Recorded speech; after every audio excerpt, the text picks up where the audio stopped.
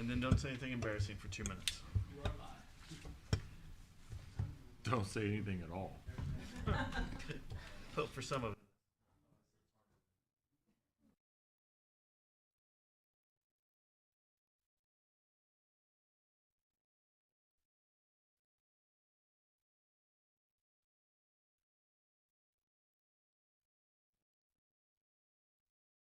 Did you get in touch with those people? Is that working out? Thank you. I appreciate it. How's everybody doing? Good. Everybody's kind of nodding. Do a little sing along.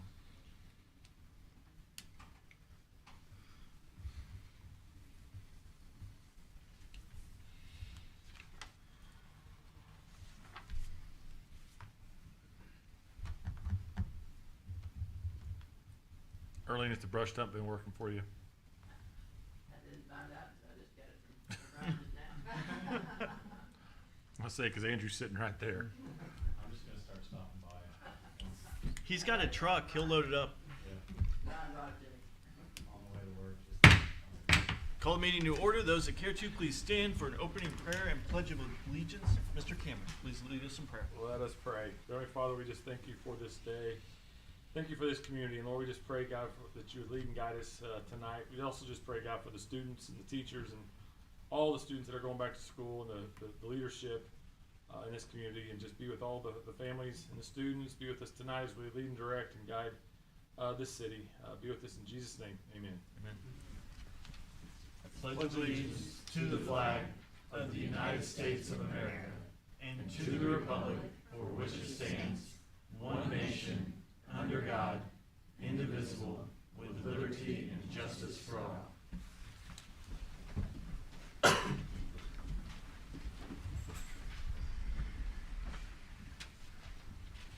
Good evening. Thank you for being here tonight. I'd like to open it up for citizen participation. Anyone wishing to speak to anything not on the agenda, please approach the podium. You will be given 3 minutes to speak. All right. Seeing none, I will close citizen participation and move on to the consent agenda. I would welcome the council to ask any questions about items number 1 or 2 on the agenda. Seeing none, I would entertain a motion and a second for the approval of the consent agenda. Motion. Second. We have a motion and a second. All those in favor? Aye. Any opposed? Any abstentions? Motion carries 8-0. Moving on to boards, commissions, and committee schedules. Our Board of Adjustments meeting is canceled on September 1, 2022. City Council will be on September 6th and September 20th of 2022, and our Planning and Zoning meeting will be on September 12th of 2022. Moving on to old business and tabled items. Item number 3 on our agenda. I need a motion and a second for the second reading of Bill 22-49 by title only, please. Motion. Second. Laura, are we good? I feel like we had 8 motions in 8 seconds. All right. We're good. All those in favor? Aye. Any opposed? Any abstentions? Motion carries 8-0. Madam Clerk. An ordinance of the City Council setting the 2022 property tax levies for the City of Republic, Missouri. Thank you, ma'am. Any updates from the city? Any questions or discussion from council? Seeing none, I need a motion and a second for the final passage of Bill 22-49, please. Motion. Second. We have a motion and a second. That's what I get for making fun of it the first go around. Thank you very much. We will now take a roll call vote. Do we want to do that on the computers? Computers again. Roll call vote on our computers. Please click refresh, cast your vote, hit submit, and we will wait for the tallies.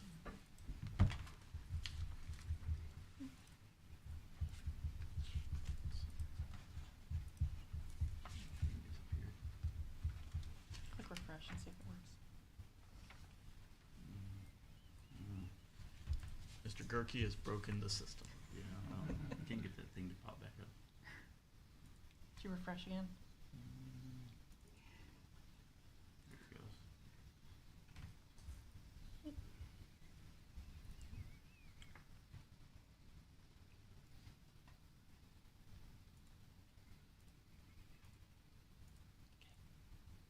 Thank you. Motion carries 8-0. Moving on to new business, first reading of ordinances. This is item number 4 on our agenda. I need a motion and a second for the first reading of Bill 22-50 by title only, please. Motion. Second. We have a motion and a second. All those in favor? Aye. Any opposed? Any abstentions? Motion carries 8-0. Madam Clerk. An ordinance of the City Council establishing a procedure for disclosing potential conflicts of interest and substantial interest for certain officials. Thank you, ma'am. And our city attorney is going to be addressing this evening. Thank you, Mr. Mayor. So every 2 years by state law, we're required to reenact or enact a new ordinance, setting forth some procedures and protocols for disclosing potential conflicts of interests or other financial conflicts between certain city officials and the city. The last time the city adopted this ordinance was in August of 2020. So again, 2 years from now, here we are up on our deadline. And the substance of the policy is the same as the one from the last bill, which is 20-27, excuse me. And that has also not changed since the 2 years prior to that. So there haven't been any substantive changes. However, like I said, for state law, we're required to reenact this type of a policy every 2 years. We're revisiting that, and that's what we're asking for now. Do we have questions from council? All right, seeing none, please remember this is a first read, so if you do have questions about this ordinance, please get with the city staff before the next meeting. Moving on to other business, specifically resolutions. Number 5 on our agenda, 22-R-48, a resolution of the City Council awarding the bid for the replacement of HVAC units at the Republic Fire Department and the Police Department facilities to Garrison Heating and Air LLC. I need a motion and a second to take up resolution 22-R-48, please. Motion. Second.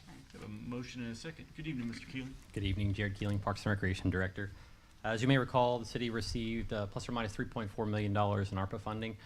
We got half of that last year. We just actually received our second half payment this year. So $300,000 of that $3.4 million was allocated towards the RPD and the RFD for HVAC replacement, PPE, and AED upgrades. So the majority of that was indeed used for HVAC replacement. We went to competitive bid for this. We actually had to do it twice, do a little faux pas in bidding the first time, but we ended up getting three competitive good bids. The low bid was in the amount of $237,959.20 from Garrison Heating and Air. That is to replace all 10 units here at the RPD and 5 units each at Fire Station 1 and Fire Station 2, so a total of 20 units. I had Wayne give me copious notes on this because I am not an HVAC guy, so I just want to read a few of these things. So that's for 4 split units, and the rest of those are, I'm sorry, at the PDs for 4 split units and for 6 rooftop units, and the units at the fire department are all split units. The warranty information, 1-year parts and labor, 5-year compressor parts warranty, 10-year heat exchanger parts warranty, 3-year coil part warranty.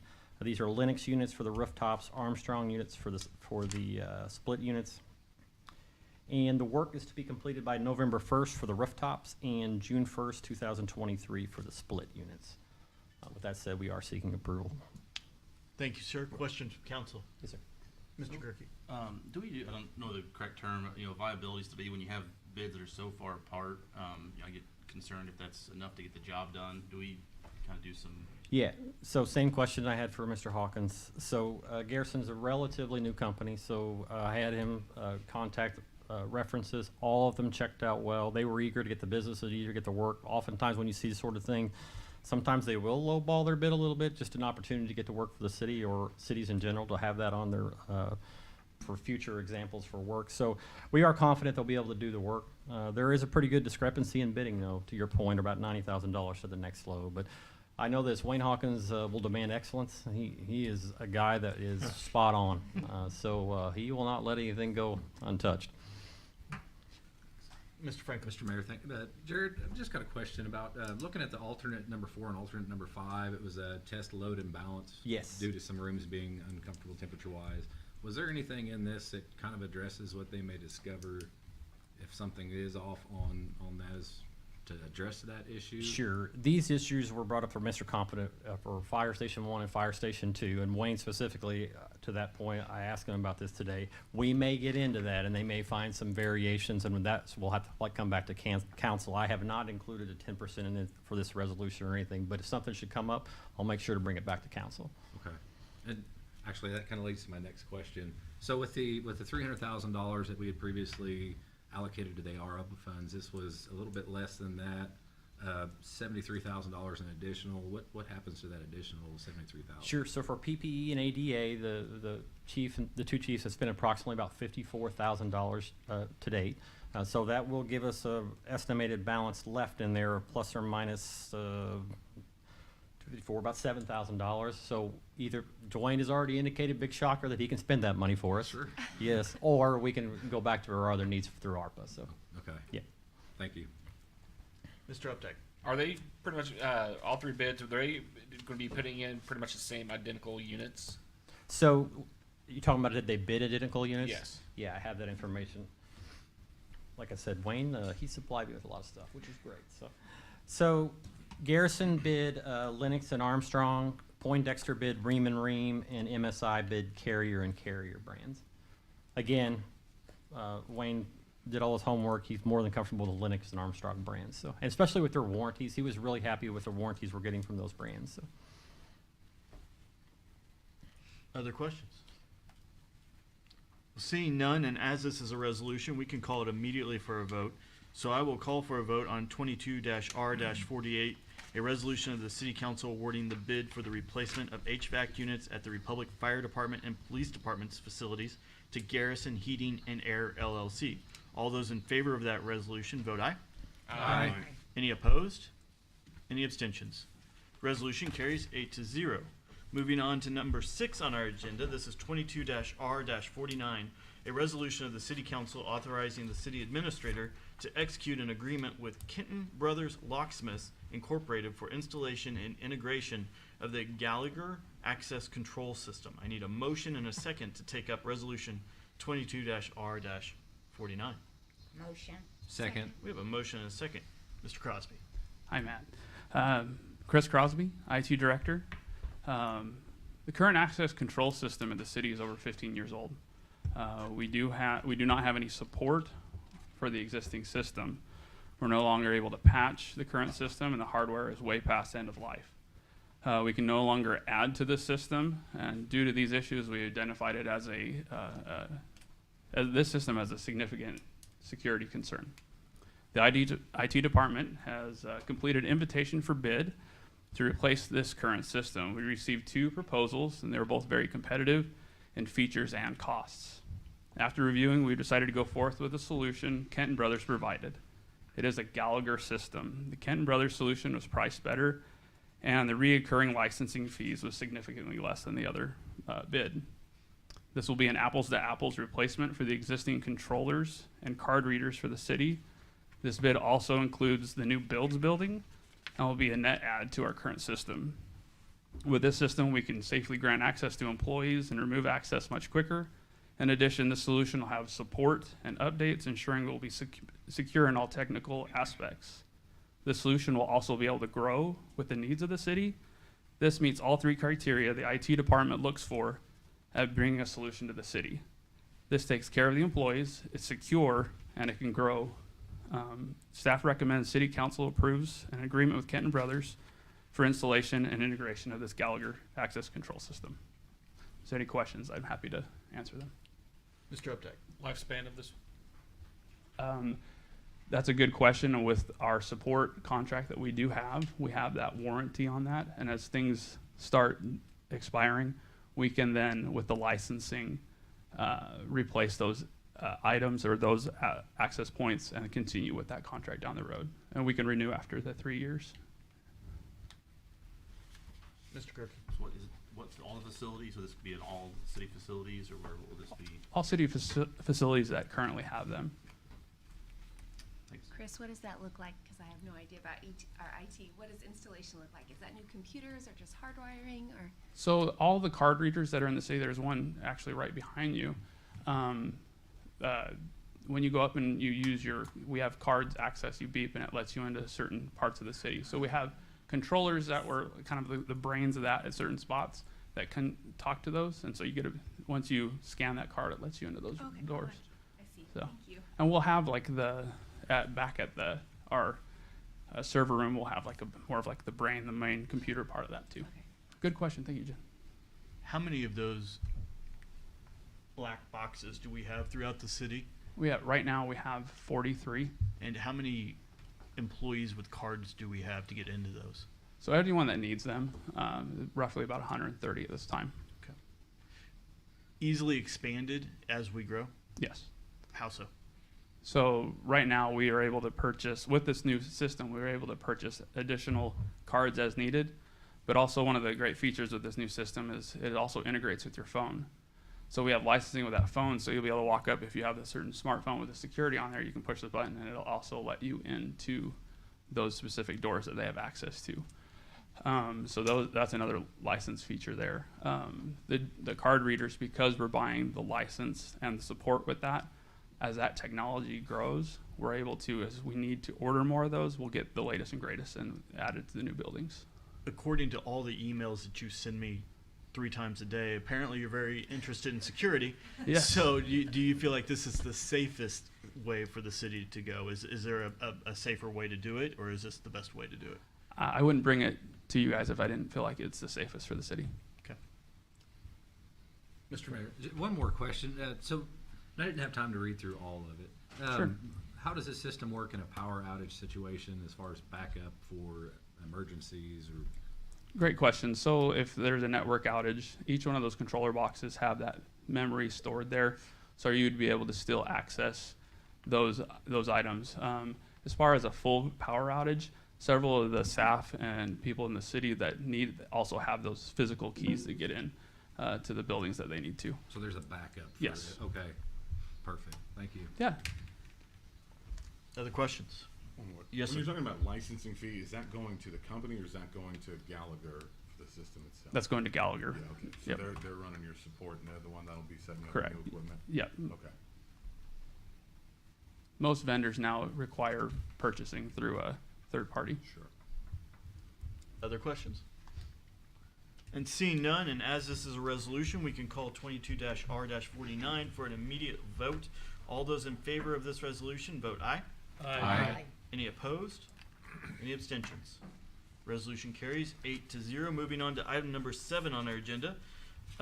This is 22-R-50, a resolution of the City Council expressing support for Harmony House's effort to secure ARPA funds to extend its services to the citizens of Republic and surrounding rural areas. I need a motion and a second to take up 22-R-50, please. Motion. Second. We have a motion and a second, so good evening. Thank you, Mr. Mayor. Andrew Nelson, Builds Administrator. One of the fun meetings that I took while David was out was with Harmony. I think I broke this. Sorry. I thought you fixed things around here. Not microphone's not on the list. All right. Anyway, I met with the group from Harmony House. If you're not familiar with Harmony House, they provide support to victims of domestic violence, and they do that through a lot of different therapies, support services, really just a resource for any kind of victim. They're desiring to expand into Republic. They don't know exactly what that looks like other than to put one advocate into our community somewhere. So there's a little bit of work to do, but as with all of our ARPA funds, even our own, I'll come to the council and I'll say, hey, I need your support of this application for ARPA funds. No different in this case. Harmony House has to go to the county, get an application together, and they need a official support letter from the body of government for which they're applying or trying to locate. So that's what this is. We're just offering support in the form of an official resolution. That'll go into their application, and then it'll go from there. Thank you, sir. Questions from council? Andrew, when you say advocate, what does that mean in this area? They'll put a person into a building where So have a house here. yeah, yes, an office. They don't, like I said, they don't know exactly where that office would be. They desire to be in a city building. That's kind of their traditional model, is like, here's a space inside of the city. Yeah. I don't know that we have that space, but we're gonna work with them, try to locate somewhere that they can go. And the Chief Sells, met with them and has talked through kind of the need in our community. I think it's a service that would be utilized. Yeah, awesome. Yeah. Thank you. Yes. Mr. Mayor, so Andrew, what does zoning for something like that look like? What's that allowed to? Where could that be in Republic? That's a good question. Is it just kind of dependent upon what It would their level? I'm sure it varies. Yeah. Man, that's a great question. It would depend on the building that they're trying to locate in. I view it as somewhat similar to like a commercial use, but I don't know that we would necessarily on a, Karen, do you have a thought on that? I think it would be any type of general commercial, whether it's C1 or C2, would be an appropriate location for that type of professional office. Mainly for the people that come and go for the services. Yeah, I think what I should just say is we probably wouldn't support it going into somebody's house. But in certain circumstances, that may or may not work. Sure. I'm not Yeah, just and I completely depend on the understand, house. so, Yeah. yeah. Yeah. But they, one of the things that they mention is that they won't locate like in the PD because a lot of times the victims don't feel like that's a place that they can go and talk and Sure. And do the things that they need to do. Sure. Thank you. Yep. Other questions? Mr. Mayor? Sir. But just a point for those, if you've been to the Harmony House there in Springfield, it is in a commercial district. And their whole, having access, again, away from residential areas, the whole point of where people can go. So I do not see that ever being, them even requesting, they'd want something that's more accessible, well-lit, that when someone does retreat to such a space, that they feel protected and it's easy to access rather than being in a remote residential area. So I don't think that there would ever be a concern for that comparatively to where they're at now. Thank you, sir. It's a good point. Anything else? Seeing nothing else, and as this is a resolution, I will call 22-R-50 for a vote immediately. All those in favor vote aye. Aye. Any opposed? Any abstentions? Resolution passes 8-0. Moving on to item number 8 on the agenda. This is 22-R-51, a resolution of the City Council authorizing the city administrator to enter into an agreement with Donaldson Construction Company LLC for micro-sealing city streets. I need a motion and a second to take up resolution 22-R-51, please. Motion. Second. We have a motion and a second. You're on a roll. Thank you, Mr. Mayor. I'll try not to do the nerd thing on streets, but no promises. So this is our first year to really expand on micro sealing. So the first time we ever did it was Miller Street. I would call that like a test run. We learned a few things there. There are two types of micro sealing. That was what I would call a coarser micro seal. So this is a little bit less than that. We had a few complaints that it didn't ride well, but performance-wise for me, in a maintenance sense, it did what we needed to do. So I like the micro seal or pressure pave. Donaldson is actually a proprietor of what is called pressure pave. So I'm gonna try to high level this. Basically, they use air pressure to inject micro seal and pave at the same time. So they're crack sealing and laying a thin wearing surface on the road at the same time. It's mainly asphalt, cement, and sand for the most part. The one on Miller had more of a chip in it. This is more of a sand. So that's the material. The reason why we do these types of maintenance is it will prolong the life of a road. And in some of these cases, these roads probably should be overlaid.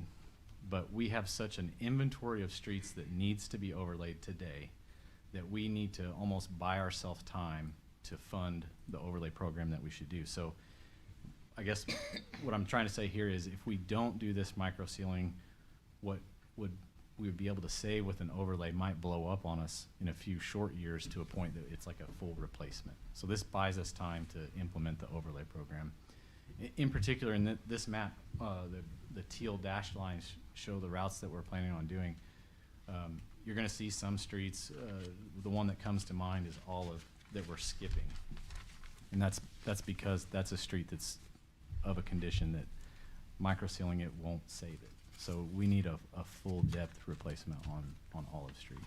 So this might shock you. Yeah. But I don't know a whole lot about what you're talking about. Yeah. So could you explain to me the difference between micro seal, which you just explained? Yep. Overlaying, which Yep. sounds like it's more in depth, and then ripping it out and starting from scratch. So in that industry, there's let's just start at the very bottom. You can crack seal. That's your least amount of maintenance you can do on a road. Go out, crack seal, try to keep the road from getting water and moisture so that the asphalt will essentially blow up. That's Is low. that what the tar looking stuff? Yeah, you get a guy Okay. with a wand out filling cracks. So, literally. Andrew, explain why crack seal, because I think there's a term there. It's where the grass is growing Yeah. up through the street. Yes, where you see grass, literal cracks in the street. It comes in a lot of forms, but that if you don't crack seal, and there's a lot of places in town that haven't been crack sealed in years, grass grows, moisture gets in, and in the freeze thaw, there's actual expansion that crumbles the pavement, turns into a pothole. So that's your very basic maintenance that you should be doing on a road.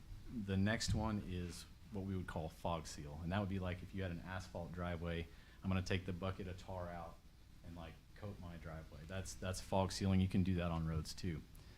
The next one is a chip seal, and you see those a lot of places. MoDOT does them all over. Not very popular. They achieve a little bit of crack seal and wearing surface at the same time. But that's what puts paint chips in my car. That's right. All right. Yep. Not very All right. popular. We don't like that either. Go on. And then you have micro sealing and pressure paving, which is a combination of chip seal and fog seal. So you're actually making asphalt that's not plant made and compacted asphalt, and it's much thinner.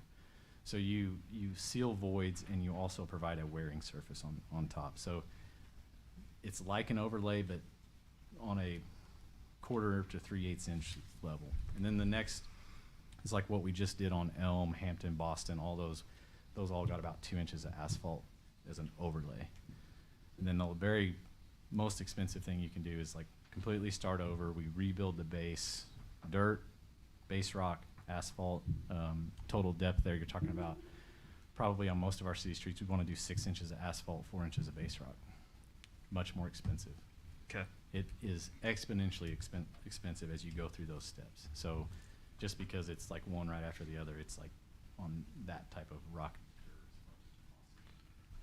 My next question is, now that you've explained the differences to me, why have you chosen what you've chosen on those streets right there, as opposed to digging it all out? These are streets that we believe that the micro seal will buy us enough time so that we can spend our money on the streets that need the overlay or need the complete rebuild. So the hope would be to do this and gain 5 to 10 years on those streets, on some of those. So what we'll do here is our guys will be out, like if there's a pothole or something that we see that could be a problem in the future, they'll go ahead and try to do a patch underneath. And so that way when we come through and do this micro seal, it looks like it's basically smooth. That buys us, like I said, we hope 5 to 10 years so that we don't have a catastrophic failure like what we're having on all streets. So if you look at this year's program, we did approximately 600 and just over 600,000 overlay. This is about 460,000. So we're doing $1 million in road maintenance this year, and to implement the plan we have. And the plan we have is to touch every street in a 20-year window, and that's really the life cycle of pavement.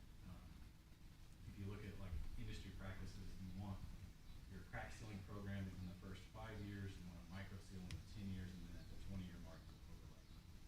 So did you sit in your office and look at a map to determine the dotted roads, or did you go out there and look at them, or did you send somebody out there? Myself did not do all the work that I'm up here presenting tonight. Garrett did the bulk of this work, and even all of our street guys spent a lot of time in 2018, 2019. There is an actual AASHTO standard for scoring the condition of a street. AASHTO being the American, it's a testing standard that's a long time ago in college. It's a testing standard for all types of testing in construction, but they have a standard for scoring the condition of the street. And so what we did was we went out and we'll look at a section of street and we'll see how many cracks are there, and we'll go through the street, and then we produce a relative to the other streets a conditional assessment. And that map is on our online maps, but what it does for us is it gives us critical, these are okay, these are streets that we can get by with not touching for 5 or 6 years. So this is based on a scientific Every test? An assessment. It's not a test, it's a series of calculations based on how many cracks you see in a per foot of road. What about if you get a complaint from somebody that's on a road that's not up there? Did you consider putting them on that map just because on the number of times they complained? Or made suggestions? Yeah, so the program, the condition is based on that science of scoring. Our prioritization is based on the condition, traffic counts, frequent complaints. So we take all that into account. And Garrett's come up with essentially in that 20 years, he can produce to you a sheet that says this is the timeline we have for this street. That doesn't, it's not the gospel. If we have more money, less money, we'll shuffle those around. Or if there's sewer projects like, for instance, Elm. We have a force main. That was neat, guys. Yeah. We have a force main going in next year, so we're not gonna go pave that and then rip it up with our force main. So there are some things that move streets around, but we do have this inventory and plan to deliver that. And the total, if you look at that plan, and it's mostly overlay and a little bit of micro seal. It's about 20 million over the 20 years. And so that kind of is built around the budget we have today, which is about 1 million for these types of maintenance and road repairs. So if I talk to a citizen in Republic and they want to know when their road's getting repaved, I can safely say certainly within the next 20 years. That's right, yes. That may not be a great answer, but that's the Not a good truth. answer, but it's the truth if you know it today. I'm sorry, I started asking. great question. Yeah, sorry. Let's start down here. Mr. Updike. Are the ones that you got highlighted for the pressure pave, those are some of the oldest streets in the city, correct? That's correct. When was the last time then some of them or any of them was actually overlay like Elm? I'm Just- going, Long I'm going time. to guess that some of them predate my birth. What year was that? We drove them all yesterday because I wanted to see them. I promise you, some of those have not been touched since the day they were done. I told them, my sister reminds me of driving down the streets of Miller. I mean, there's some seriously neglected streets there. You have to, and Nothing I to want diss my everybody Miller to have folks. brand new street and new pavement, I do, but you have to also look at, some of these streets may only have 5 or 6 residents on them. And in our inventory of streets and what we need to do, I have to weigh that also when I say I'm gonna micro seal this one versus overlay it. And so that's where the traffic counts come in. Mr. Franklin. So, Mr. Mayor, that's one of my questions. I was actually getting phone calls about this before. It was at the bottom of the agenda, and I go through the agenda top to bottom. So I was getting phone calls about it before I even had a chance to read through it. One of the things, and one of the questions that's been brought to me and a concern, is one of the things that's not up here on this map is all of the roads that make up the Island Green subdivision. And just kind of looking through it, it's interesting to hear that we're prioritizing our roads based upon traffic counts. But when I'm going up into this and looking at the roads, we have a lot of cul-de-sacs, a lot of dead-end roads. I went down myself and I looked at this subdivision. This all came at kind of a convenient time where we were already working on some different things with the constituents that I work with. But, and so we've been down, we've kind of looked at this road. We've also looked at a lot of other roads in town that need repairs. And talking with Garrett today, I do feel more comfortable about the fact that some of these roads, this is Olive and whatnot, we've had to go past them because the damage is so significant that we need to spend more into that. But when I look at the total funding of what we're spending out here on those particular roads, and it's just a few number of roads, but we've got about $73,000, give or take a few hundred, 16% of that budget, and it's all going out in an area where not a lot of people are even familiar with. It was something I actually had to go through and look at all the roads and map them out. And so how do I explain to people priority-wise how this took precedent over a lot of other roads in the Republic? Referencing particularly Island Green? Island Greens, the part that's not up there is Yeah, basically Island Green subdivision. Yeah, so that goes back into, you have to look at the 20-year plan, and I have to decide, if I do that now, I can save enough money in year 5 to take more care of the people that you're talking about with an overlay. So if we don't Band-Aid that road, it becomes more of a problem in future years.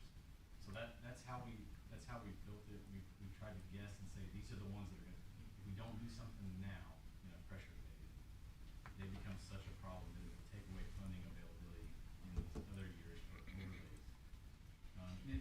There's no, that, in that regard, there is no exact science other than I'm using my best judgment to say, this is how I think the puzzle pieces fall, and we try to get to the worst ones first and save the ones we can. Sure, and that's, and I appreciate that, and I understand the condition of the road, the age of the road, every time it rains, a freeze thaw. It's just that there's a lot of other things that we've been looking at over the last few weeks, last few months, that, like if I took that 78,000 and kind of went over some roads that I know are in better shape than what I've seen at Island Green, that use more traffic and more volume, that's kind of where I'm struggling.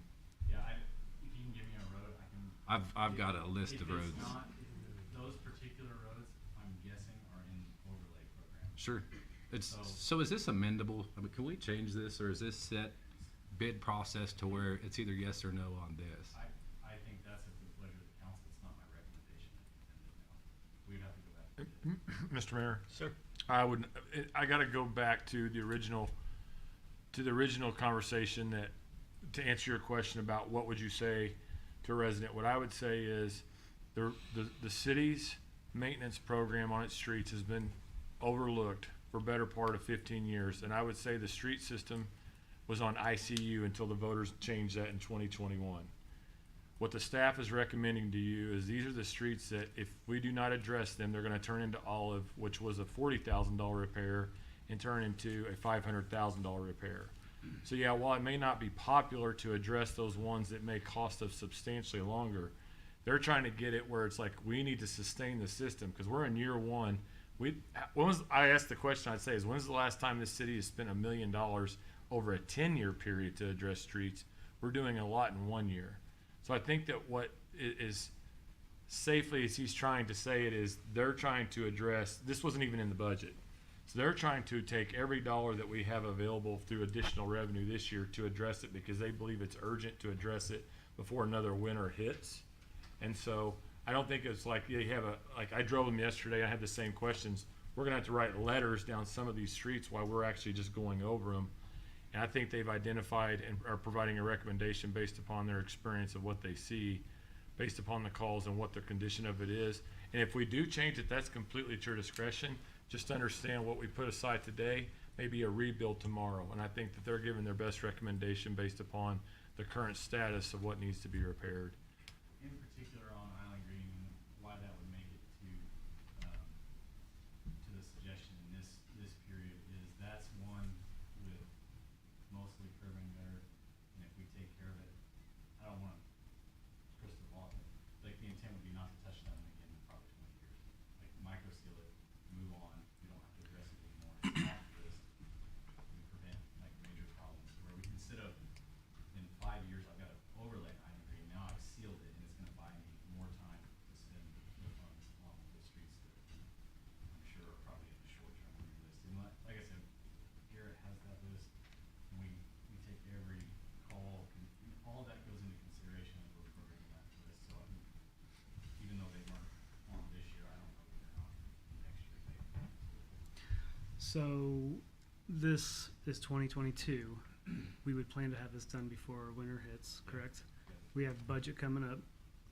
So if some of those streets don't get hit this time, when would be the time that we would start next year?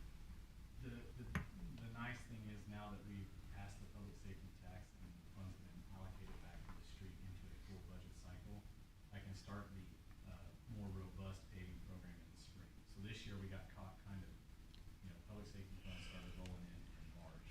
So we delayed our bid trying to guess exactly how much funds we'd be able to utilize. So they may be 6 months.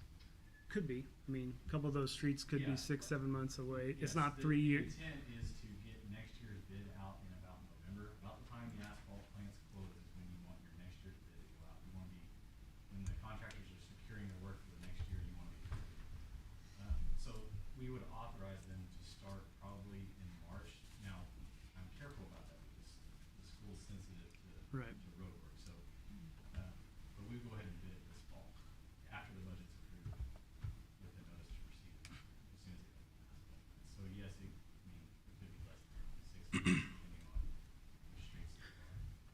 could Councilmember Franklin's or mine or Gerke's or anybody else's, not that we want to start saying, hey, these streets go up, but could his list there then be considered then, as opposed to changing something now?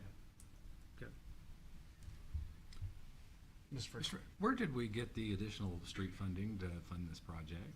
So, the state motor fuel sales tax in the amount of about 600,000, I believe, Yep. is being utilized for patrolling In the past, correct? So when the funds for the public safety tax started rolling in this April, they moved the motor fuel tax back into the street fund. Sure, that's it, we're at $1 million total, and that was $600,000, was there a different total that Yeah, I'm not aware of? That was our own street fund dollars that we were also utilizing. So in the street fund, outside of salaries and street lighting, we do, general maintenance, sidewalks, some other capital projects, and then we have an allocation just for overlay program. And this year was 400,000. When I started here, it was 100,000. And we've been able to kind of inch our way up ever since. Mr. Mayor, there's also been a growth on the sales tax itself. So basically, we budgeted for 2022 because the tax was not going to roll until April, or it was actually April's when it started. So, and if you recall, in this ballot measure, the current tax was not to achieve. We needed 2.7 million, so we weren't sure when we would roll the full 100. We was going to start with half of it. Actually, it's outperformed in this year. If you saw it, just the financial show, it was up 18%. So there's additional revenue that we're able to, like, okay, police and fire are receiving the funding that we said. We're able to move more of it to get the first year was not going to be able to move the full 600. Now we can move the full 600 because that cash position is performing where we can. So that's where the additional funds. And so for me, like I told Andrew, we need to move now. We've got some very critical areas, and we've promised the residents that we would take care of the streets in certain areas. And so it was a matter of not sitting on it on a big cash position. It was doing as much maintenance as we could before the winter hit again. But that's a great question. I just had one more question. So you said that November was when asphalt orders needed to be placed to get that bid price in order for the year cycle. Yeah, in my experience, and you'll see probably MoDOT and Green County send their bids out in November. Earlier the better for the following year, because contractors start to line up their work. Sure. They'll about March is when they can start paving again with the temperatures. So, at least in our experience, that's when we've seen better prices. If I go out to bid later in the year, it seems to be later in the following year. Mr. Gerke, you had a question? Mr. Cameron alluded to, revenues have gone up on tax. So next year's budget, are we shooting to have a higher budget? I know we're behind the 8 ball. We've had years of, kind of deferred maintenance. Do we see that continuing to increase? Yeah, I think we're still carrying into the proposed 23. We're still in the building phases of the 23 budget, but I still think we're carrying 1.1, 1.2 million. If we have excess income on that, then we can go ahead and allocate every dollar goes towards it. Yep. Thanks. Yes, sir. Okay, if I read right, the city's got what, 253 miles of roads? Correct. And you guys have pretty much covered all of them, I imagine, at one time or another. So wouldn't it be fair to say, with your experience and Garrett's experience, that you should know which roads to do and not to do?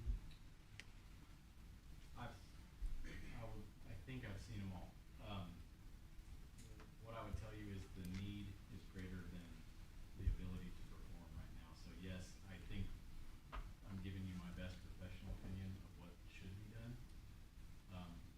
But what I would tell you also is I'd love to be doing 5 or 6 a year and taking care of all of them at one time. At this time, though, we know that's impossible. Yeah. So we have to take care of what's needed at this time and go from there, Yes. as I understand it. What you see in front of you is my best professional opinion of what we should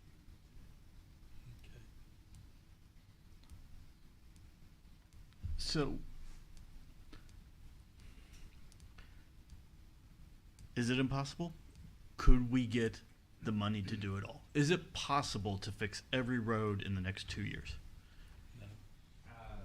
Outside of issuing some level of debt on the street fund or special obligation bonds, there's no way to hit them all. There's not even a way to hit all the ones that are what I would call critical in one year. So even if we pared it down just to the ones that are so far gone, we can't even take care of all those in 1 year with the 1.1 or even increased level of funding. So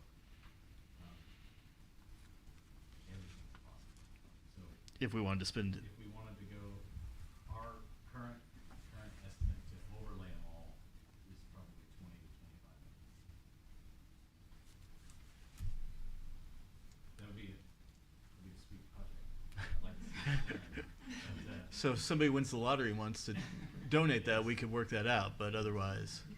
Yep, Mr. Mayor. Sir. So where I have to own this conversation because this is the one where we were concerned, but we had to move quickly. But this is a work session conversation really, because normally you have funding and you collaborate with your council as to what the future of the street program is. Whereas in this city, you know, it's been a little bit different from what my experience has taught me, having a robust financial position on the streets. Everybody, you kind of do one per ward and everyone gets to make the citizenry in their area happy because you're just rebuilding and doing it each year. Where in our situation, our citizens made a decision to correct it. And so we're at a stage right now where ideally you'd love to be having a work session and saying, listen, here's the plan, here's the strategy, and here's what it looks like. Because to Andrew's point, to answer your question, Mayor, is like, could it be done? It can be done. Anything can be done with money, but that kind of money is a ballot measure that we just come out of, and property tax questions and and like, do you really want to get it all done in 1 year?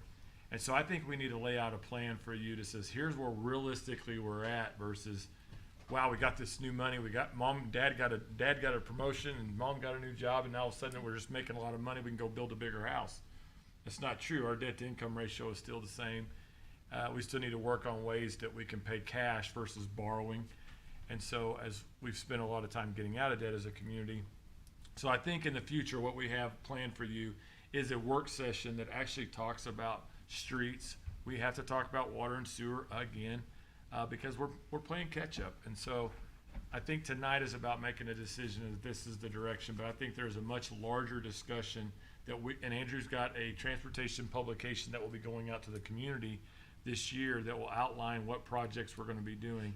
It's very important to understand that when you hear the term that we're going to be receiving $50 million in transportation to deal with that's not really our money. That's the state's money. We've worked with them to get for our community, but it's not money that we can use on our side streets. So what are you doing spending $50 million to widen We got all these streets. That's not really our allocation. That's money we've been working to get for our community, not to cost our community. As the mayor said, not to impact the community, to keep it lower. But so I think there's a much larger conversation that is forthcoming that we do have planned and scheduled. I think we have a work session with council. November 17th. Yes, so this is part of the overall discussion that we would like to have, but I think it's important for us to communicate to the community that this is something that's been deferred maintenance, as Mr. Gerke referred to. It has been deferred maintenance. It's going to take a while to get out of that deferred maintenance mode. But I do believe that with the staff that we've got, there is a plan and a strategy to get there. But I think that this it's on me. I wish we had a work session after the ballot measure to say this is the strategy, and I have to own that part because there's a lot of great questions here, and we should have been providing a lot more answers, and I own that. Thank you, Mr. Cameron. Mr. Franklin. Mr. Mayor, and I appreciate that conversation as well, and I do appreciate the work session. You know, roads is something that people have been coming to us about roads all year, and then we get the agenda on Thursday, Friday. I have just a couple days to go over this list and talk with everyone and kind of fairly assess everything that's been brought to me over the last several years. I'm looking at the time frame of everything with the November date of being secure in our bid. Our next council meeting is September the 6th. In order to have a better understanding and give myself more confidence in this, because what's up there on the screen, I'm perfectly okay with. There's nothing up there, no disagreements. My conversation with Garrett earlier really relieved some different concerns that we had in that area. My concern is with the map that's not up there, and that's the $73,000 that we've got going into Island Green.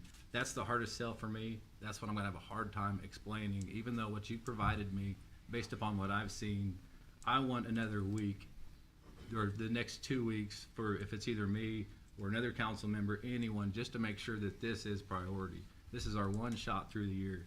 And so I am making a motion to table this resolution 22-R-51 until the September the 6th council meeting.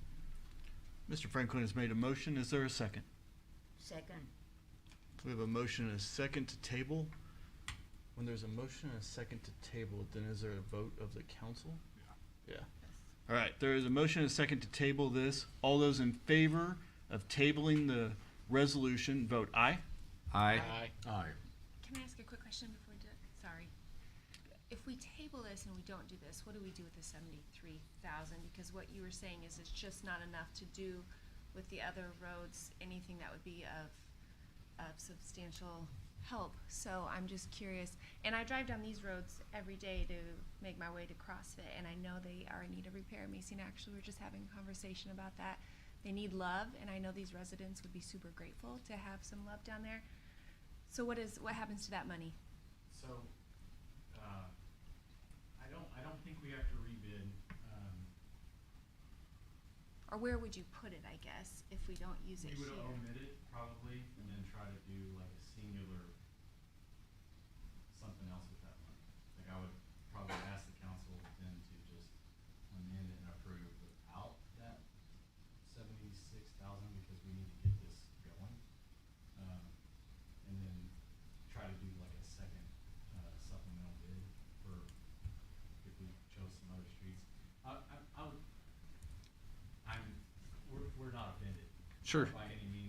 And for me, it's just, Because what I would tell you is there's, with that 76, there's 200,000 that we could pick from that are all equal needs. sure. So it's just our best assessment of how to lay this out over the Yeah. next 20 years. So Sure. I understand completely. So I think, I don't think we have to rebid. I think we would try to omit it and then find out what the priority is for that 76,000 and do a separate, like come back to council and say, okay, we didn't use that 76, let's go ahead and approve this other bid. Same document, just a different bid for a separate approval. For the same area, though? Or No, for a different road that we. If the council chose that they. Yeah, so then this area would be left untouched, but still needing. Yeah.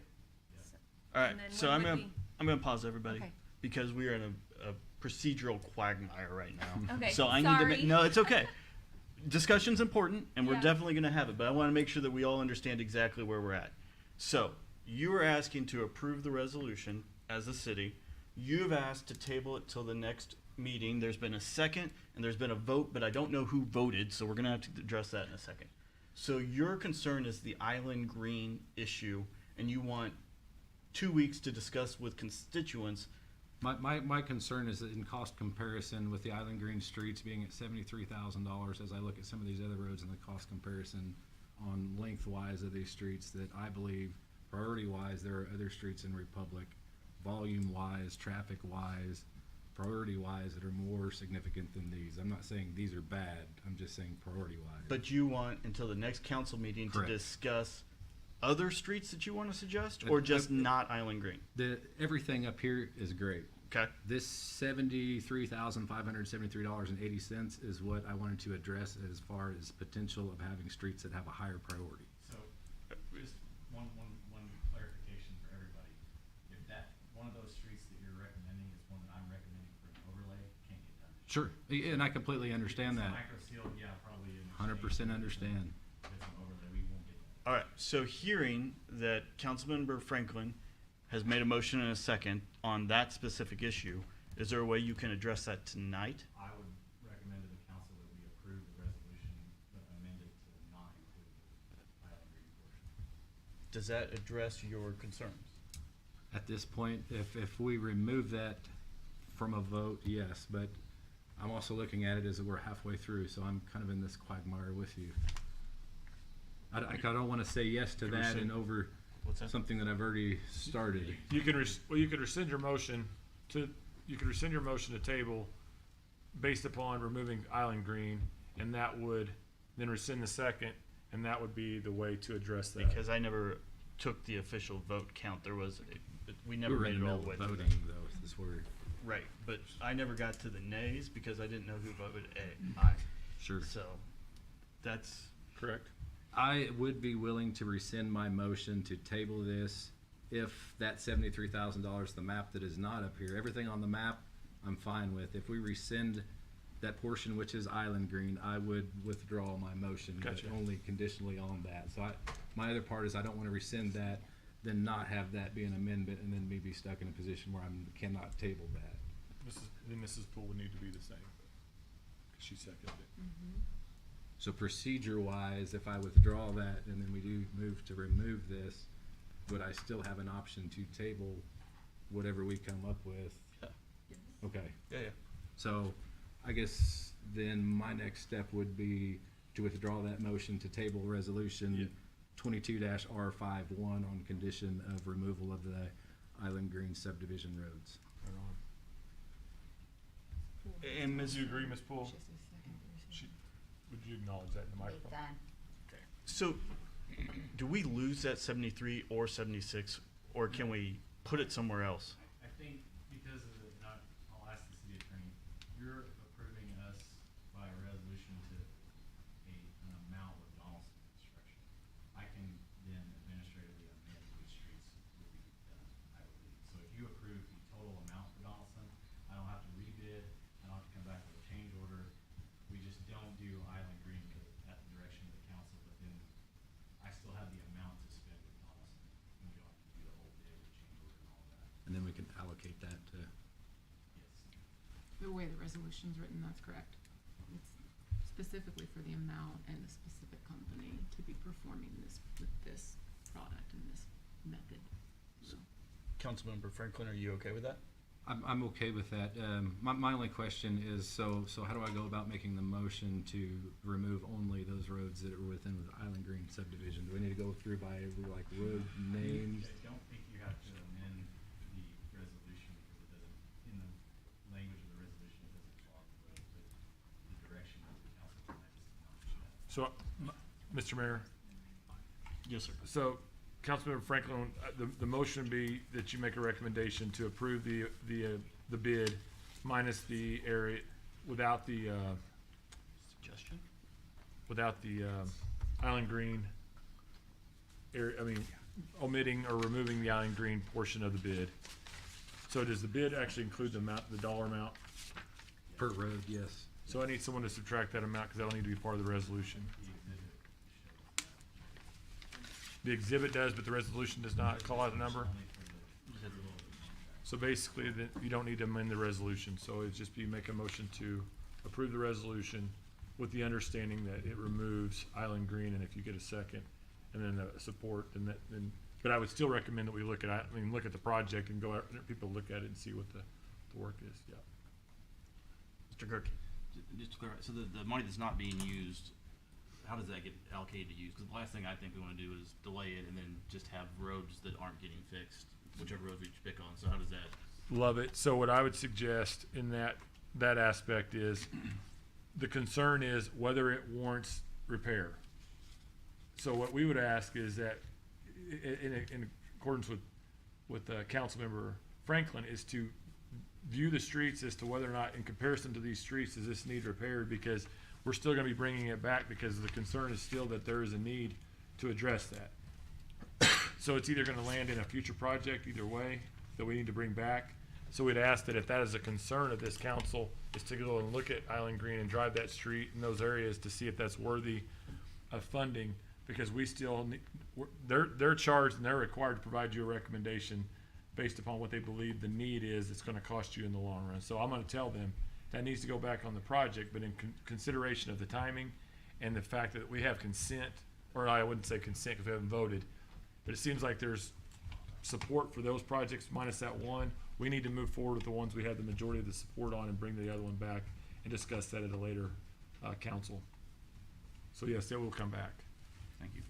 I have a quick question. Yes, sir. So is Island Green on this deal, or is it not on this deal? It's on the list as we prepare for tonight. Okay. That's what I wanted to know. It's not in the exhibit though, Councilmember Wilson. Okay. Mr. Franklin, what's your frustration with Island Green, just out of curiosity? of that There is movement? zero frustration with Island Green. My concern is the fact that there are several different roads that, in the last few months, I've been talking with constituents with. We have several different lists over the last few years. You know, historically, we haven't had the funding. When I go out to Island Green and I look at Island Green, I'm not saying that they have nice roads. That's not what I'm trying to say. What I'm trying to say is by comparison, that everything on here is itemized, and I do appreciate that. And there's more information in here too. The difference between, you can kind of judge how damaged that road is based upon the type of repair and the type of materials that's used. And so when I'm looking at that, I'm looking at the totals. I see what they've rated that road at. I can go to another road that some of them look worse, some of them look better. It just depends. A higher traffic count a lot of times is where people with concerns come to me from. Kimbrough is one street that I went and looked at Kimbrough today. That was a very recent street that someone had come to me. It's kind of there between Elm and I don't want to get off into a different direction, but that's my concern is when I look at cost comparison being in construction, that's what I do all the time is bid, compare. When I look out there, the entire thing of Island Green, yes, it does need done. My issue is priority wise, there's a lot of courts. I want to say there's 3 cul-de-sacs with 2 or 3 houses on each one. And when I do cost comparison as the number of houses down through those streets and how much of that resolution is going towards each individual house, I'm just not comfortable with those style of numbers now. I feel that we do have some higher priorities here in Republic that will fit within that micro sealing, micro paving type of category. That makes sense. Thank you. Yeah. Sure. Good. I don't think the resolution will Yeah, so the condition of Island Green will be better than some other streets. Okay, I need to drive out there. The purpose for targeting a street like that is to preserve it in its best condition that we can, so that it's not a bigger problem sooner. Gotcha. So, micro sealing a Kimbrough might buy you 5 years, but micro sealing Island Green might buy you 20. That's why we're making that recommendation. So I'm getting what I believe is the best value for that dollar in Island Green. We're buying much more time today versus putting it on a street that won't last as long with this micro seal. But again, the need citywide, we can throw it. Can't meet it all. Yes, got it.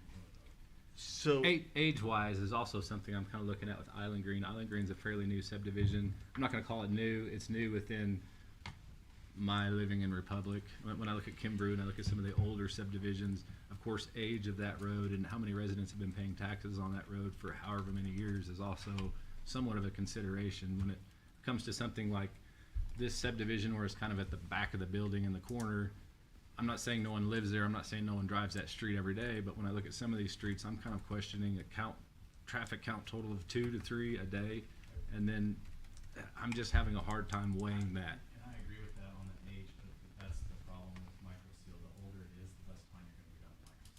So the more value of the micro seal, again, a lot longer in Island Green versus Kimbrough, you may only get a few years before we're back to this.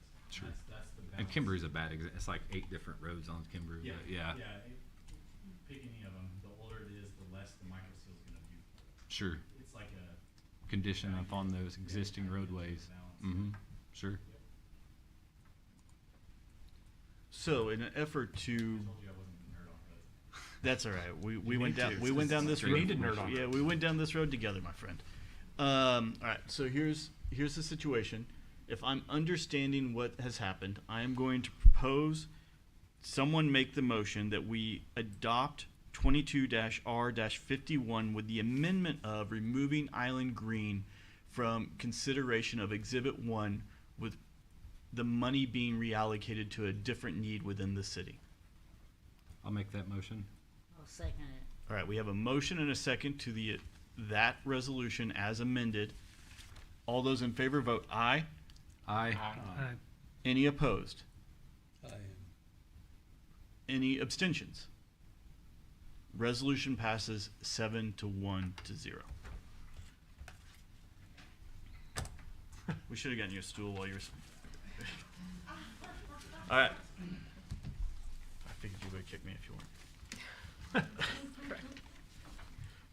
We have the blessing of the city attorney on that amendment, by the way, so we're good. Number 9 on our agenda, our very short agenda.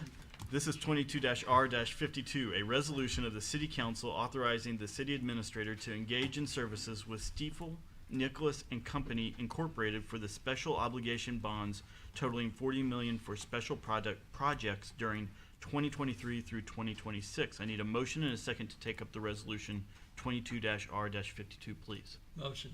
Second. We have a motion and a second. Mr. Cameron. Thank you, Mr. Mayor. So before you fall out of chairs thinking we're going to spend $40 million more, I want to clarify how special obligations work and how engagements work with Stiefel. So Stiefel is the underwriter that did the work on the wastewater plant. So basically, how engagements work with the way the securities exchange, how they're supposed to work. They have to have an engagement before they can work with us. And so now with the passage of the ballot measures for the parks, as you recall, our engagement with Stiefel was only for water or wastewater. And so what this engagement will do is it allow us to talk about a fire station for fire station number 3 if we want to, because those conversations are going on. So I don't want to do 3 engagements at different times. So what we do is an engagement, whether we spend that or bring it, even consider doing that kind of money, is not something that we decide tonight. It's just something that gives them the opportunity to provide us a prospectus as to how we could do the underwriting. So you're not approving $40 million of special obligation bonds tonight. It's just a resolution authorizing us to engage with Stiefel to evaluate that. Without this engagement, they cannot provide us any information. And so some could explain the laws that changed why they have to have engagement to do that, but following the rules for securing those funds. And so we're just asking for your permission to begin the process. Mr. Mayor, as you asked last week, how are we going to proceed with the use of the parks funds? It will start with an underwriting and working with Stiefel, and so to figure out what is the best way to get the best rate. And Councilmember Gerke, yes, we get to do through the S&P call once we do this. But I'll take any questions or comments or concerns regarding this. But I do believe it includes roughly $25 million for parks and recreation, probably another 10 for fire.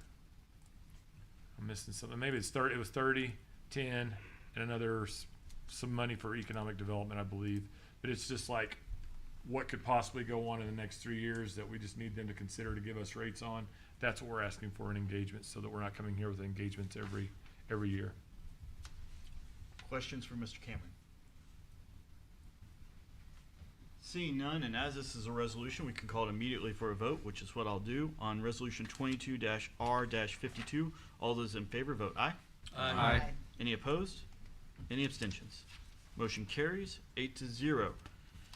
Moving on to wage analysis, and if you thought roads were captivating, wait till you hear about our wage situation. Yeah. This is just an overview, so thank you very much, Lisa Addington, Chief of Staff. I just want to thank this council. I want to thank you for the support. These wage analyses are really important, so it shows our commitment to not only our staff, but it emulates doing the right thing, so thank you for that. So, to start off, just to give you a basic overview, a wage analysis consists basically of 2 components. One is a classification, so that is the rating of a position, so giving a position a value of some sort based upon overall responsibility levels. The other component would be the wages, so how the position is paid. Our current system here at City Republic is what we would call a grade and step. So the grade equals the classification for those positions that fall under classification. The step equals the compensation. So, yes, this is our general pay plan. The good news is you don't really have to do this, and I'm not going to quiz you on it. But just to give you an example, so this first column, and I don't know where the pointer is, but anyway, What road? that first column is the grade. So we have 10 grades showing.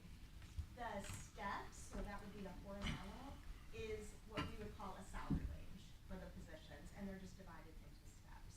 So I just want to give you a visual on what that looks like. So to give you a history lesson on our wages, in 2008, that was the last record that In 2014, that was the last time our current pay structure was presented to council. So they had the step and grade program, and they actually went from 10 steps to 20. So the reason for that was each step, so what we would call a merit increase, you hear that terminology when we do the budget. We budget for COLA and merit increases. So that step increase was 3% at the time on a 10-step scale. Due to budget constraints and the fact that employees were not able to get that merit increase, they had to forego that for a few years. They decided to expand the pay schedule into 20 steps, allowing for 1.5% increases. So that was more budget friendly in addition to COLA. So 2016, Mr. Cameron arrives. I arrived shortly after that. There was an effort, I'll be honest, looking at a pay schedule with 20 steps it's unusual. There's a lot there. But we implemented policy pretty early in 2017 to address some competitive issues regarding pay. Some of these policies were, one, exceptional performance pay. So that allowed a mechanism to pay staff if they were working outside of the normal duties or if they were working above and beyond. We also initiated a policy for multiple steps. 20 steps, a merit increase every year, 19 years. So this was a way for our high performers to receive multiple steps that were really performing above and beyond. Reclassification efforts. So I was tasked with looking at all job descriptions to make sure they aligned where that grade was appropriately disseminated for those positions. So that's an ongoing effort, but a lot of reclassification efforts were underway to make sure job duties were aligned appropriately. 2018, this is where we actually broke out from the general pay schedule, and we have a police and a fire pay schedule. Because police and fire are their own occupational areas, and because, as you are well aware, there were challenges with pay for police and fire, it was just a lot easier to create their own pay schedules and then address some of those challenges directly for those occupational groups. We conduct in-house wage and benefit surveys within the HR department every 2 years. So the odd years we've been just to see a pulse. The problem is when you do a wage analysis, the very next day it's outdated because you have people changing wages all the time. But we do still, just to try to get a pulse for where wages are at.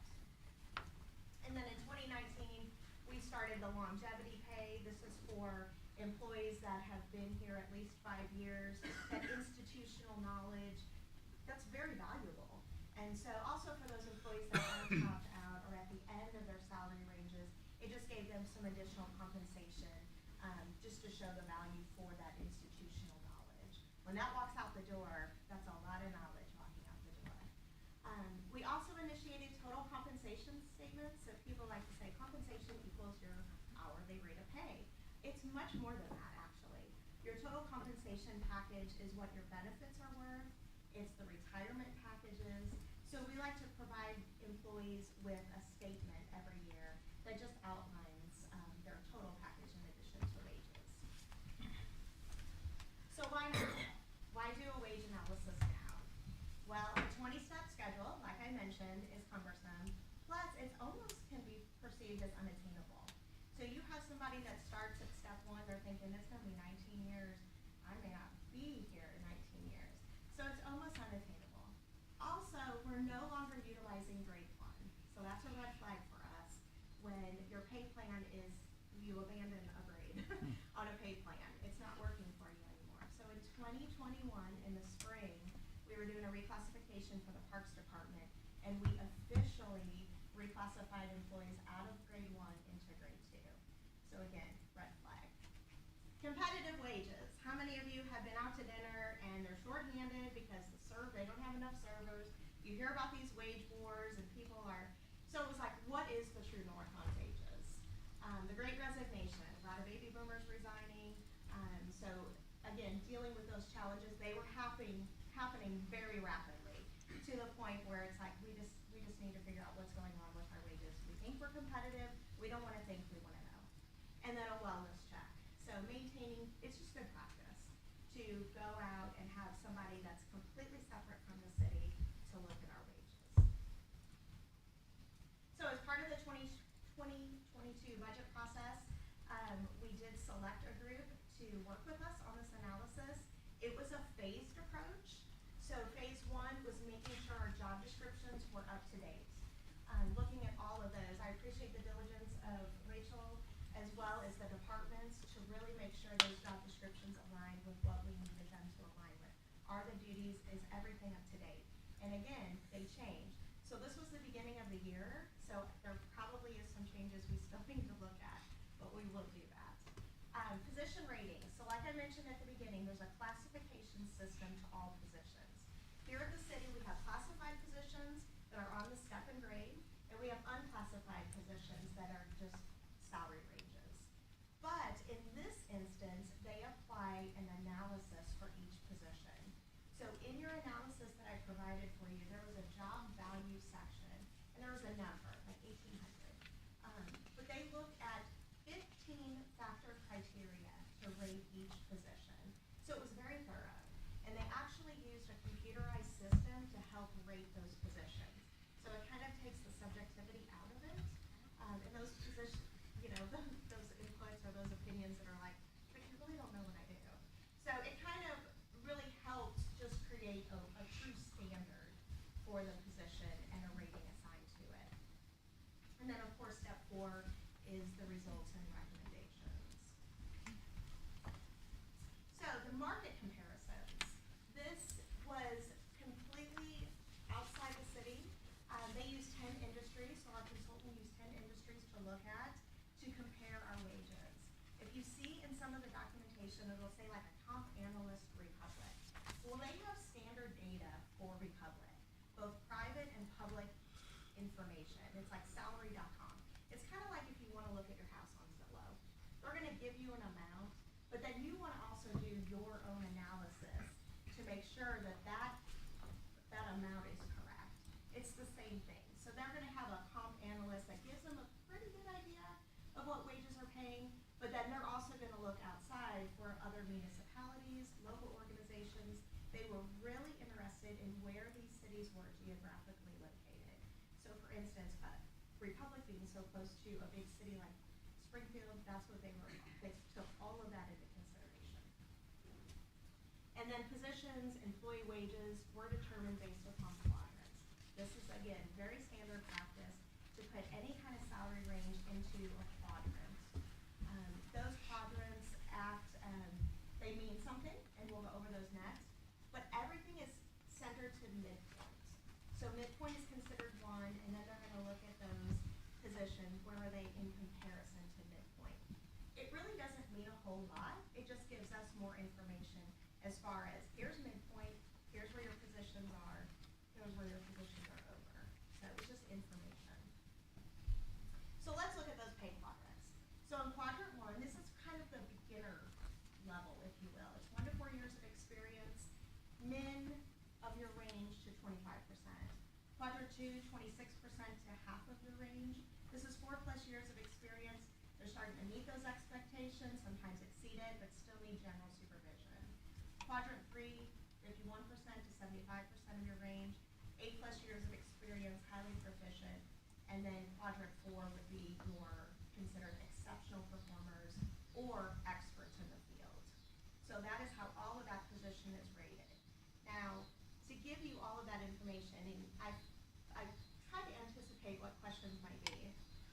The average tenure at the City of Republic right now is 7 years, and 54% of our staff is 4 years or less. Now that doesn't mean that they're beginner level, but again, we don't really have apples to apples comparison. We just have what the analysis showed us, which is 46% are in quadrant 1, and we have 54% staff that have been here 4 years or less. Again, it doesn't mean we should be at 54% or 46 for that matter. It's just that's what it fell, but the numbers looked right. That looks about right. So again, there's always exceptions to everything. So what were the results? We do have the last 2 pages of the analysis that was sent to you, shows a recommended schedule or salary ranges for the classified and unclassified. The ranges are just expanded a bit, so we get more breadth for that range. Initially, the results showed 6 employees that were identified to be paid below the recommended range. Currently, we have 4 employees that still need to be addressed. So 2 of those were just taken care of. Like I said, results, they become obsolete pretty quickly. So just through the performance evaluation process, just since June when we received these results, they have been taken care of. Overall, our wages have remained very competitive. So just to give you a little bit more insight, since 2016, we have increased our staff by 71%. We are growing, we are changing, positions are changing. To come out with only 4 employees needing to be addressed below the range is phenomenal. So that's very good results. And again, thank you to the voters for the 2021 ballot measure. We have a very, very competitive retirement benefit package. So what are the recommendations? To adjust the pay for those 4 employees, that amount will be $6,592. To budget COLA accordingly, we know we're competitive, so we want to stay that way. So we would like to take the recommendations from the consultant, and we will budget accordingly for the 2023 budget. Remain competitive in our benefit options. So again, it's a total compensation package. So we want to know, and a survey will go out to employees like it does every fall, to see what do you want to even see in your benefit options. Are you happy with where you're at? And take those into consideration. Eventually, we need to adopt a new salary wage schedule range, whatever that looks like. But we need to have some conversations first. So we're just presenting these results tonight as an overview. We still need to have conversations with our employees on the results. We will be in fire negotiations for a new contract in 2023. So all of that needs to happen before we come before you with a new pay schedule recommendation. We will take a proactive stance. So again, budgeting for an outside consultant, I would like to see it about every 5 years, just to make sure our fingers on the pulse, we're staying competitive. And then the public safety. So that was a separate pay schedule in your results. The public safety, we're very competitive on the lower end. We're behind a little bit on the maximums. And again, this is just information. We'll watch it. We'll see how things are going. We'll continue on with our in-house analysis and make sure, again, our fingers on the pulse. That's the idea in all of this. I am happy to answer any questions. Questions from council? Mr. Franklin. Mr. Mayor, I've got a question. So I know a lot of positions in the City of Republic are multi-layered positions as in responsibility. How do you classify, and I don't want to call anyone out by name, but how do you classify the employees that have multi-levels of responsibility that would fit under different, like the city administrator or the builds department director, and then a combination of those roles? How do you kind of weigh where they go? Right. That's a great question. It is. That would be considered unclassified positions. Unclassified. So they're not really assigned to a step and grade. We have classified and unclassified, and our charter allows for the unclassified positions. So those are more the advisory level, the director levels, and what drives the wages for those positions is what the market is bearing. When we look at a classified position and we're putting them in step and grade, or not really step, but just the grade assignment, it's more an internal equity. We want to make sure our positions internally are apples to apples. But when you're looking at an unclassified, a salary range for a position, then you're looking more at what the market is bearing. To assign the job value, the good news too, and I forgot to mention, is we will actually have access to the software. That was part of this consultant's gift to us, if you will. And so we'll actually be able to add those job values to make sure we're in line with the ranges. Awesome. That's great information. It's a great question. Mr. Updike? By looking at the cities that you did the survey comparison, you're looking at 3 towns with roughly half of what our population is, and you're looking at comparing to Springfield and Joplin, which has much larger. How can you say the towns with like the 12 and 13,000 compared to like Springfield, the 172,000? Again, that was the consultant's decision. Okay. So they've been in this business a very long time. That was their decision to do that, but what they were looking at is the geographical location. It's not necessarily about the number of people in the town, and they wanted a wide range just to see where we're at.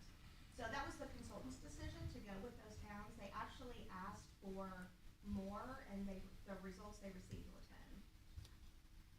10. I would assume geographical, meaning that they could travel to Springfield for a job. So Yeah, it's not so much the town size at how far it is to Exactly. commute. It was where it was actually placed in proximity to a larger town was part of the Analysis. recommendation. Mr. Gerke. The adjustment to 6,592, what's that time? Is that the annual change? What? That's annual. Yep. That is correct. Thanks. So I have a question. How, you gave us the history, and that's great, thank you, but I guess I have more of a nuts and bolts question. How did we end up in a situation that we only had 4 employees for less than $7,000 that we missed the mark on? Like, it seemed like there's a lot of room for error there. How did we get it so dialed in? Great question. It's, You can say really good HR department if you want. I mean, we have great management that really takes pay seriously. We have an awesome leader that takes the pay of employees seriously, that looks at all of those things. The reclassification efforts, I think, were new to the city.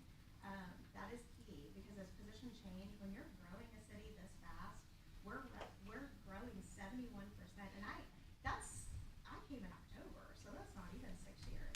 But when you're growing at those kinds of, it's important to continue looking. I mean, Andrew can probably nod his head to this. I've done like 3 reclassifications for bills, but it's just staying on top of it and having really good supervisors that recognize that, and we just work together on it to make sure that we're paying our people. So I was a little nervous, I'll be honest. This was a bucket list moment for me in my career, and I was a little nervous. I didn't know you want to do the best job you possibly can, but to have 4 employees, out of how many? How many employees do we have now? currently we have budgeted 178. Currently on staff on this payroll this week we have 159. So not quite an A+. Not quite. I'm that dad, I'm sorry. Other questions from council? No, but I just want to say you did fantastic. I can tell you know your job so well and you care deeply, and it just came out, and I was very impressed. So thank you. Thank you, ma'am. Moving on to reports from staff, Mr. Cameron. So, Lisa, I'm going to agree with what Ms. Mitchell said. You did a fantastic job to deliver a very complex matter. For reference, this is the second time I've done this, because this is the second city I've got the chance, and the first time I had to do that, the number was $860,000 a year. And that's a result of a staff that does not bring to you the recommendations that it needs to be, or that you hire the right consultants to find the answers. You just say, we're going to cut it from 10 or expand it to 20. And so what Lisa did not say is that might work, but it's not addressing the issue. So what our voters did again in 2021, and I want to thank them for that measure, is it really did address, it was the final piece. And so this council does not recall, but those that were here when the city picked up the 4% loggers contribution to the city, this was 4 years ago. So you have been, this council collectively has been a contributor to those results as well, because you voted for everything that we've brought before you to change. And yes, that 1 year when we addressed the loggers, it left us a fund balance of about $7,000, but we put that 4% back into the employees. So we kept, even though it was difficult and we didn't have capital, we couldn't fix streets, what we did do is we took care of the most important piece of infrastructure this community has, which is our employees. And so what builds a street, what runs a computer, is the people sitting in those chairs. What runs these computers, the things we have are only as good as the people that operate them. But at least I think you did a fantastic job of presenting a very complicated matter, but I think this council and this community have done a very good job to let their voice speak, and that we've leveraged those dollars to where we told them that we would. And I just appreciate the work. Andrew, I have to laugh and I love the passion about streets. I've been into this, in I think April will be 30 years I've been in government. And I have to laugh tonight because streets is always that issue. It's like, man, it's this one. So I love the fact that we're having that dialogue and talking about it. Streets is one of those things you can grade because it's above ground. Us sewer guys, we're a little disappointed because sewer doesn't get more attention because you can't see it. So our underground looks just as silly sometimes as the upside. But Andrew, to the council, I'll say this. What I love about what I'm seeing is we may not always agree, But like the mayor says, just a good debate and argument. Argument does not mean we disagree. It just means we're talking about it.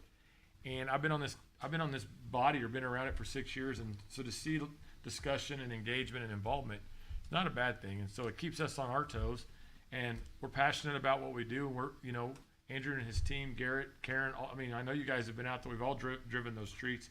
And like Andrew said, we don't take it personal. We're just like going, but we're out there in the street looking at these things too, trying to deliver for you the best result that you can answer. And sometimes in the political realm, it's what we decide is not going to be a popular decision. It's a technical position. And so we're not saying that all of them are going to be popular. It's just the fact that we're trying to provide you the best recommendation. But I think that was a lot to cover. I'm sorry, Mayor, that I said, I thought this was a pretty light agenda. I forgot streets was on there.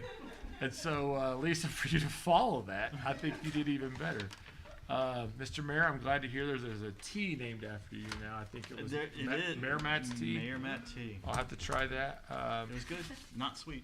The mud run is this weekend. So I think from 8:15 the first one. I think Jared said there's over 1,000 folks. I'll say this: it's kind of cool. We had our admin team meeting today, and Jared shows up in blue jeans and a t-shirt. And you got to know Jared Keeling at all, because he's not one of those. It's like he shape shifts or something. He changed clothes real fast, but he had grass all over him. And I'm like, dude, is this like casual Tuesday? He's out there working with his crews to get the mud run ready for 1,000 people to be in our community. Comes back here and looks like he hasn't been out there in the field. Jennifer, I know you all are the same. You're just watching the work that you all do, getting your hands dirty for our citizens and our community is inspiring. I just appreciate all of our employees. I love the discussion. I love the community. I love what we're doing. We got a lot of hard work ahead of us. No one wants to talk about a bonding issue for $40 million after we did another one, but we're going to be talking about sewer some more. Andrew's going to be bringing that up because we deferred, as you guys will recall, back in COVID, we deferred the rate increases because of it. So he's going to be doing the unfortunate part of bringing the other part of the bond issue to pay for it. He'll be bringing that up to you in a couple weeks. But as you recall, during COVID, we deferred that to cover the bond. We brought it up that we'd bring it up at a later date. So we got a lot of heavy lifting to do. I look forward as we continue to work as a community and have more discussion. But with that, we have executive session tonight, so I'll just close with that. Thank you, Mr. Mayor. Reports from council. Mr. Franklin. Mr. Mayor, and thank you, Mr. Cameron. I 100% agree with you. Roads, my whole time on council, I never realized what a viable tool talking about roads is. It doesn't matter your political affiliation, what church you go to, who your friends are, how smart you are. The one thing we all have in common are the roads that we travel through this town. So it's really, in the last couple of weeks, I've had so many great conversations. I was on the phone until 3 o'clock today just talking to people about roads. And so it's an awesome feeling because it's opening the doors to a lot of other issues that people aren't necessarily familiar with in the city. And so it's opened up a lot of educational opportunities that I really appreciate. So I really appreciate all of the questions, my conversations with Garrett today, Mr. Cameron, with everybody. And so I really appreciate that. And I'm looking forward to the great things we do. So thank you very much for everyone. Thanks, sir. Mr. Stuff. Actually, my time away, the year that I was not here, I spoke to a couple people that are employees for the city. None of them are present. And they actually brought up the retirement piece. And so they were, granted, I believe that the economy was a little better at that time too, so that helped. But they spoke very highly and were very appreciative of that step that we took for our staff. And so going back into the past, the decisions we make here are for our staff, are for the staff. It does have a ripple effect. So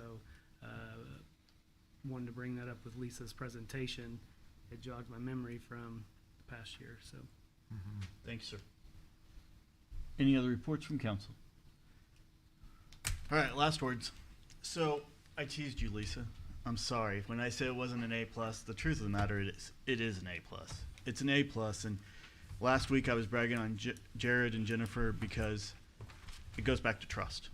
And the citizens trust us to make appropriate decisions, and they continue to support us at the polls. They continue to give us support out in the community.